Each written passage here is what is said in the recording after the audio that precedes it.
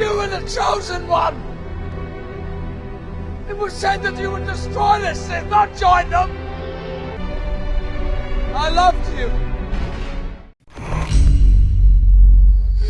What's up guys, Sal here. So when the OnePlus One was first released, it was positioned by the company as a flagship killer. The device was the first to break the trend of high specs demanding high prices and looked to offer flagship performance at an affordable cost. The price of the OnePlus One took the market by storm and spawned a cycle of devices that further pushed the boundaries of what a budget smartphone can offer when it comes to specifications. However, as the OnePlus devices have grown, so has the price, with the latest OnePlus 8 Pro being the first device by the company to break the $900 mark and the 12GB variant crossing the $1,000 mark. I'm beginning to think that OnePlus has lost the plot. First up, these are the leaked prices of the OnePlus 8 Pro for the European market. These prices suggest that OnePlus is no longer affordable that once they used to be. They've broken into the premium category price-wise. You see, OnePlus has increased prices year over year since its inception. But this year is certainly the biggest jump to date of nearly €200 from the OnePlus 7 Pro. It technically succeeds.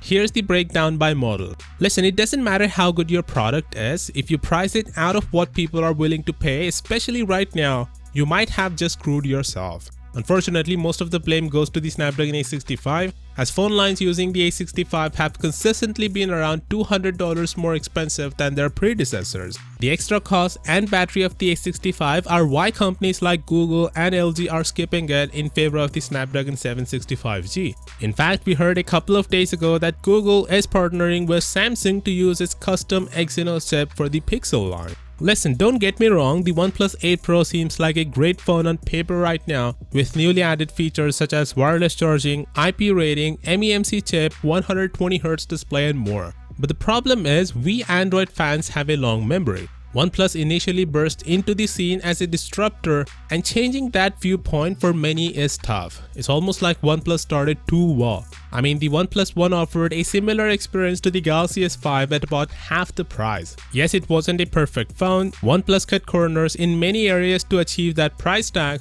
but it was a premium device nonetheless at an unbelievable price, and in fact was a flagship killer. Now it's clear the objective for OnePlus has changed. It's now a premium smartphone maker. They're no longer cutting corners, and that's not a bad thing per se, but it's not the OnePlus they were a few years ago. I mean, they were known to have expensive flagship killers, but have now started trying to sell the expensive flagship phones. And that's why I think they have lost the plot. I would also expect OnePlus to drop the marketing term of the affordable flagship, given they are not affordable anymore, and the fact that there are many more players offering budget handsets that have flagship specs such as devices from Xiaomi. With that being said, do let me know what do you think down in the comments, and as always, I'll see you tomorrow.